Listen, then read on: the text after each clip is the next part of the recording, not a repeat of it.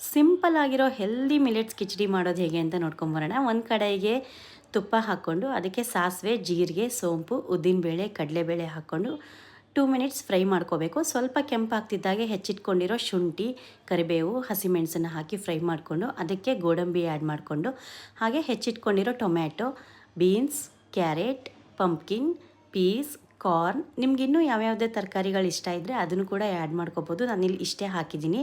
ಹಾಗೆ ಇನ್ನೊಂದು ಬೌಲಲ್ಲಿ ನಾವು quinoa, kodo millet, barnyard, little millet, proso millet, broken wheat, moong dal, masoor dal, toor dal, ಈ ಥರ ನಾನು 3ರಿಂದ 4 ದಾಲ್ಸ್ ಹಾಗೂ 5 ಥರದ ಮಿಲೆಟ್ ಮಿಕ್ಸ್ ಮಾಡಿ ಮಾಡ್ತಾಯಿದ್ದೀನಿ.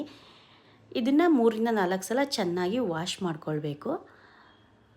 ನಿಮಗೆ ಯಾವುದೇ ಸಿಂಗಲ್ ಮಿಲೆಟ್ ಅಥವಾ ಸಿಂಗಲ್ ದಾಲ್ ಇದ್ದರೂ ಅದನ್ನು ಯೂಸ್ ಮಾಡ್ಕೋಬೋದು. ಹಾಗೆ ಇಲ್ಲಿ ನಾವು ಮಿಕ್ಸ್ ಮಾಡಿರೋ ತರಕಾರಿಗೆ ಸ್ವಲ್ಪ ಅರಶಿನ ಹಾಕ್ಕೊಂಡು ತೊಳೆದಿಟ್ಕೊಂಡಿರೋ ಮಿಲೆಟ್ಸ್ ಹಾಗೂ ದಾಲ್ಸನ್ನ ಆ್ಯಡ್ ಮಾಡ್ಕೋಬೇಕು.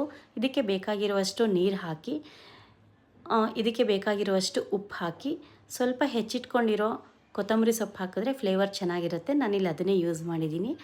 ಹಾಕಿ 3ರಿಂದ 4 ವಿಷಲ್ ಬರ್ಸಿದ್ರೆ ನಿಮ್ಮ simple healthy millets khichdi ready ಆಗುತ್ತೆ. Try and taste it and comment me.